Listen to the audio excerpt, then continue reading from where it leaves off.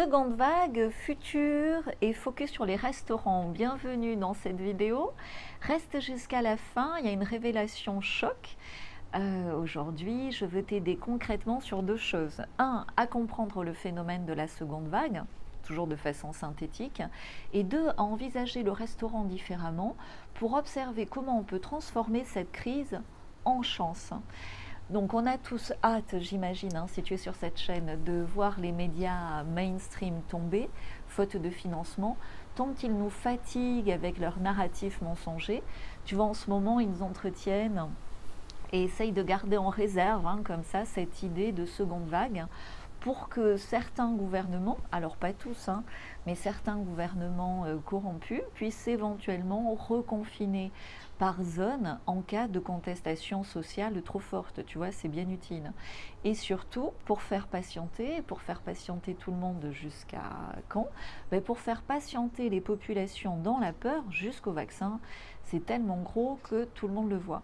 Donc tu sens intuitivement qu'ils rament et que leur opération a peu de chances de fonctionner. Pourtant, entre-temps, leurs mesures imbéciles, je peux le dire ici, nous pourrissent la vie. Et nos comportements sociaux, socialement, nous sont dictés en fait. Et je veux ici te faire un petit focus sur le masque. Oui, clairement, le masque est un outil de contrôle social. Je me demande si je ne vais pas le marquer avec un feutre sur le mien.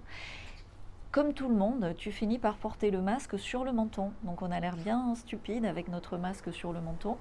Pourquoi? Parce qu'avec un masque sur le nez et la bouche, tu ne peux pas respirer. Et pourtant, ce geste simple est complètement symptomatique de la période de mettre son masque sur le menton. Tu le mets sur le nez 5 minutes et tu te rends compte, surtout avec la chaleur, que tu as du mal à respirer, tu n'es pas bien, et vite, tu le mets sur le menton. Tu le mets pour rentrer dans le magasin, et une fois que tu es dans la boutique, tu le mets de côté, et socialement, c'est parfaitement accepté. L'oxygène est plus vital que l'eau ou l'alimentation. Te priver d'une partie de ton oxygène sous de faux prétextes est une agression forte. Tu vois, ils ne peuvent pas taxer l'oxygène, ils t'en priment. À un moment donné, il faut que ça s'arrête. Et du coup, même les citoyens les plus endormis, sous l'emprise de la manipulation de masse autour de ce virus, il y en a qui disent couillonavirus, j'aime bien. Tu vois, même les plus endormis finissent par poser le masque sur le menton. Et de plus en plus de citoyens, dans ce schéma, sont forcés de se réveiller, sont forcés de faire des recherches et de se poser les bonnes questions. Et ce masque est un révélateur de la révolution soft qui est en cours dans nos sociétés. À chaque attaque manipulatrice, le masque, la seconde vague, la structure manipulatrice creuse un peu plus sa propre tombe. Au plus le manipulateur ment, au plus il meurt. Et au plus le manipulateur ment, au plus l'endormi est poussé à se réveiller. Et c'est enthousiasmant d'observer ce que nous vivons sous cet angle. La construction divine de notre monde est réellement merveilleuse quand tu observes les choses avec plus de recul de cette façon.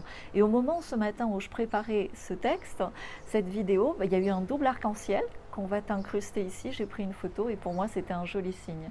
Donc maintenant que la majorité porte le masque sur le menton, il devient impossible d'obtenir un consentement important pour un vaccin et c'est la bonne nouvelle. Le seul gros problème, c'est que les manipulateurs, les structures manipulatrices font entre-temps des dégâts. Et des dégâts dans notre économie qui est touchée. Comme j'accompagne des entrepreneurs, évidemment, cela me peine. Et j'ai à cœur de partager ici, publiquement, des solutions concrètes. On va se consacrer aujourd'hui, dans cette vidéo, sur la situation des restaurants, des restaurateurs. Si tu veux que j'aborde d'autres secteurs d'activité, suggère-le-moi, vraiment s'il te plaît, dis-le-moi dans la section des commentaires. Cette chaîne se veut participative et en interagissant comme ça ensemble, on peut accélérer ces changements positifs.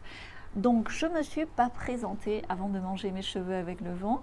Déjà, un immense merci à tous les nouveaux abonnés. Merci à toi si tu t'es abonné récemment ou tu es là depuis longtemps. Tu le sais peut-être déjà, je m'appelle Galatée, je suis futurologue. En anglais, je dis futuriste parce que je travaille à l'international. J'aide les entrepreneurs, aussi beaucoup de start-up, à développer une vision claire. C'est important quand tu es start-upper, du futur en général dans ces grandes lignes et du futur de leur secteur d'activité en particulier.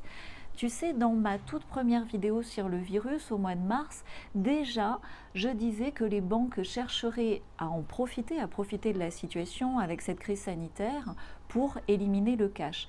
Alors, exemple, tu laisses les supermarchés ouverts et pas les restaurants. Why? Tu as plus de promiscuité dans un rayon de supermarché quand tu attends à une caisse de supermarché que sur une terrasse de restaurant. Tout simplement pourquoi? Pour mettre en difficulté le secteur des restaurants et éliminer par la suite plus facilement le cash. Tu me suis? Bref, après 2 mois de fermeture, les mesures en cours, quand tu es restaurateur, te mettent dans une situation aujourd'hui économiquement délicate. Donc partage cette vidéo à un ami restaurateur, like-la, commente-la, ça favorise sa diffusion. Et d'expérience, je peux te dire que quand une force manipulatrice attaque, c'est que souvent en face, tu n'exploites pas pleinement encore ton potentiel, tout ton potentiel, et qu'il y a des améliorations qui te sont demandées. Et c'est indirectement pour te pousser à le faire, c'est pour cela, en quelque sorte, si je peux me permettre, que le divin laisse faire. Uber Eats, si tu connais, c'est une application pour commander des repas, c'est bien, mais pourquoi est-ce que c'est utilisé que par des petites parties de la restauration ou de la restauration dite rapide? Un restaurant aujourd'hui peut mieux exploiter son potentiel de 3 façons. 1, il peut beaucoup mieux communiquer en se collant à l'actualité, à la météo, mieux adapter sa carte, son menu au changement. Le restaurant, la cuisine, c'est un lieu social. 2, un restaurant peut beaucoup mieux rentabiliser justement sa cuisine professionnelle, son savoir-faire, pour livrer des repas à tout son quartier et à ces familles qui n'ont ni le temps, ni l'équipement, ni le savoir-faire pour faire des repas aussi complets et délicieux. 3, il peut repenser une partie de sa carte pour livrer ses repas complets et sains, fraîchement cuisinés, réservés à l'avance et du coup en faisant des économies d'échelle pour pouvoir livrer à un prix raisonnable. Avant la première révolution française, les restaurants, c'était quoi? C'était des équipes de cuisine dans des maisons privées. Dans cette seconde révolution soft en cours, les restaurants peuvent devenir vraiment la cuisine collective des maisons privées de tout le quartier. On manque tous de temps pour cuisiner selon nos envies. Les mères de famille, tu le sais, sont débordées et en plus culpabilisées de ne pas cuisiner tous les jours de savoureux repas avec des produits frais. Les restaurants, en face, eux, manquent de clients. À la limite, ils s'ennuient, tu vois, ils sont en sous-capacité. Ils ont besoin de livrer beaucoup plus de repas pour optimiser leurs charges. C'est justement cette confrontation comme ça qui peut co-créer notre futur désirable. Les restaurateurs qui comprennent l'évolution en cours et l'évolution de société en général peuvent rapidement utiliser leur cuisine à pleine capacité pour préparer sur abonnement c'est la clé, des formules repas complètes et saines pour des mères de famille débordées. Et là, on avance, et on avance aussi. Pourquoi est-ce que maintenant c'est possible? Parce que le numérique peut grandement aider à piloter tout cela. Et on peut le faire simplement. On avance justement avec un entrepreneur à Paris qui est un des abonnés de cette chaîne sur ces sujets. Et les opportunités de business sont nombreuses dans de nombreuses villes. Imagine tous les lundis, tu as un repas savoureux pour 4, si ta famille est de 4 personnes, que tu n'aurais pas pu préparer toi-même faute de temps et de technique et d'outils, et le tout livré chez toi sur abonnement avec un rapport qualité-service-prix très intéressant. Et quand dans une cuisine professionnelle, en sachant t'organiser justement avec ces outils numériques, tu cuisines un coq au vin ou un autre plat bien français pour 40, c'est bien plus efficace et même meilleur que quand tu le fais à la va-vite sans savoir trop le faire, pour 4. Donc la crise actuelle nous pousse à moderniser de nombreux secteurs de notre économie avec bon sens, sans tomber dans les pièges manipulatoires de l'époque. Regarde, je te le synthétise ici. Tu as le piège. Le piège, c'est de réduire ton nombre de clients. Pardon, c'est pas gentil. Mais pour la plante. Mais tu vois, je montre le piège et je suis en colère contre ce piège. Tu divises par 2 dans les salles de restaurant et on t'impose des contrôles qui te coupent complètement de la passion de ton métier, ta passion qui est de faire plaisir aux gens avec de la bonne cuisine. Et bien la solution, tu vois, comme j'ai fait un bisou à la plante, c'est la colère, il faut qu'elle soit créatrice.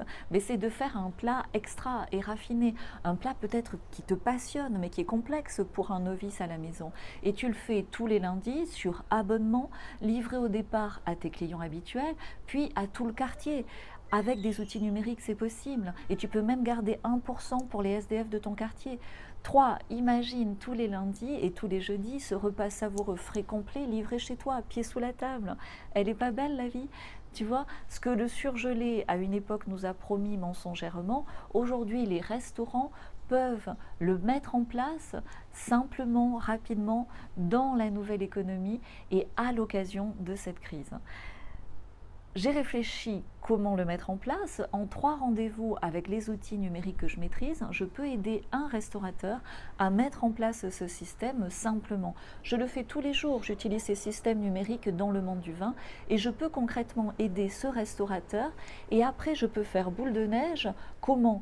En enregistrant tout le travail que je fais avec ce restaurateur pour en faire une formation publique pour d'autres restaurateurs. Et comme ça, on peut avancer collectivement et positivement ensemble. Si tu es restaurateur ou si tu as un ami restaurateur, le lien vers ce rendez-vous est ici et aussi en description. C'est une formidable opportunité. C'est une rencontre pratique avec ton futur désirable si tu es restaurateur. Maintenant, si tu ne l'es pas et que tu comprends la façon dont je chemine, je peux aussi t'aider selon ta problématique à sortir individuellement et collectivement de cette crise par le haut. Comment? En exploitant des potentiels en toi que tu laisses sommeiller. Et en même temps, ça me permet moi-même d'exploiter ce que je laissais sommeiller. Donc pour aider mes contemporains, aussi en dehors du business, je te remets ici le lien vers mon partage privé, on le met aussi en description. J'ai rassemblé mes meilleures astuces que j'ai développé en, j'ose pas dire le chiffre, mais peut-être 10 ou 15 ans de pratique. Pour être bien au quotidien, parce que dans cette période troublée, après le confinement, nombreux d'entre vous se sont vidés de leur énergie vitale.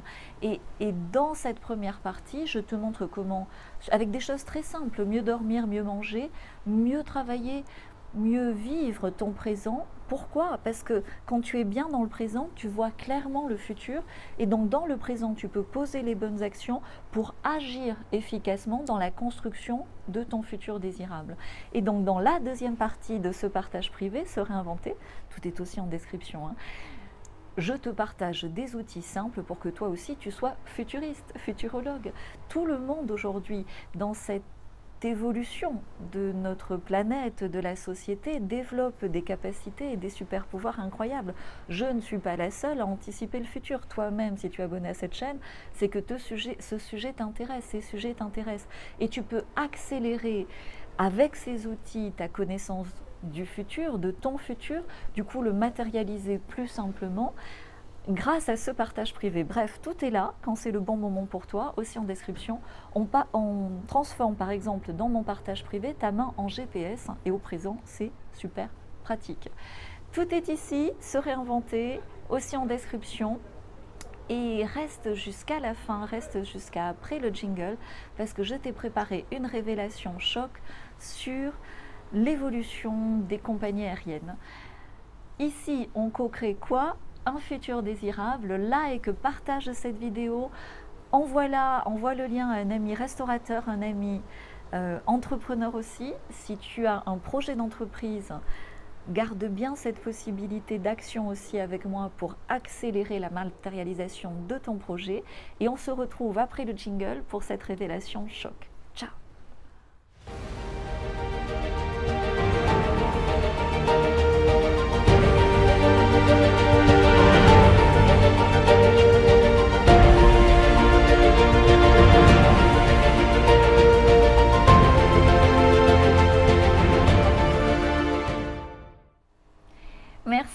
d'être resté jusqu'à la fin de cette vidéo. Tu sais, j'aime bien comme ça.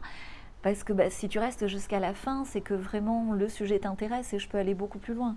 Donc tu vois, les compagnies aériennes, comme les grands médias, sont un outil de contrôle social. Au début, dans la presse, on traitait bien les lecteurs. Au début, dans les avions, on traitait bien les passagers. Et puis, de plus en plus comme du bétail, tu vois, et curieusement, dans nos sociétés, on observe le même glissement. Souviens-toi par exemple, après le 11 septembre, les contrôles à la con, il n'y a pas d'autre mot, pour du dentifrice avant de prendre l'avion. Et puis c'était tellement idiot qu'ils ont fini par laisser tomber. Et là, magie du virus, ils peuvent, on imagine, t'obliger ou obliger ton consentement sur un vaccin sous prétexte de passeport vaccinal au-dessus des passeports nationaux, et hop, hop, hop, pour autoriser les voyages internationaux. Tu vois, avant le vaccin, qu'est-ce qu'ils font? Ils imposent des tests, carrément des tests, tu vois, sur Emirates, c'est des tests sanguins pratiqués par une compagnie aérienne. Tu peux rechercher des informations directement sur le site d'Emirates, ils le font à Dubaï. Et donc, je sais que ça ne va pas marcher, qu'au contraire, tout ce monde des compagnies aériennes va changer, va devoir se révolutionner. Les vols internationaux et nationaux seront moins chers, les voyageurs beaucoup mieux traités, avec plus de confort, plus de respect. Pourquoi ça ne va pas marcher? Il va y avoir un élément déclencheur, c'est toujours comme ça que ça se passe. Quel va être cet élément déclencheur? C'est difficile de te le dire en ce moment. J'effectue mes recherches, tu sais, j'analyse beaucoup de données. Donc si toi aussi tu fais pareil, donne-moi en commentaire tes infos, tes liens. Je te redonne ici les deux liens vers les rendez-vous one-to-one pour discuter business et co-créer ce futur désirable. Tu l'as aussi en description, en particulier d'actualité si tu es restaurateur, et le lien vers mon partage privé se réinventer pour retrouver pleinement confiance et une visibilité fantastique dans le futur désirable que tu peux créer maintenant. Tout est en description. Pour ce qui va déclencher ce basculement, cette révolution intérieure et extérieure des compagnies aériennes, je continue à chercher. Peut-être le Tiger, ça va être la vérité sur ce fameux vol Malaysia Airlines, ce scandale qui va finir par remonter à la surface. Tu sais, tout finit par remonter à la surface. Et il y a également, tu sais, pas mal de volcans qui se réveillent en ce moment, notamment, tu sais, ce volcan islandais qui avait déjà perturbé le trafic. Et souvent, comme ça, tu peux avoir des signes, tout ce qui est à l'extérieur est à l'intérieur. Donc, on va voir ce qui peut se passer, mais le sujet des compagnies aériennes est vraiment un prochain sujet à explorer ensemble. Si, comme moi, ça t'intéresse, dis-le moi en commentaire. Merci à tous d'être restés jusqu'à la fin. Oups! Et à bientôt pour de nouvelles aventures sur cette chaîne. Ciao!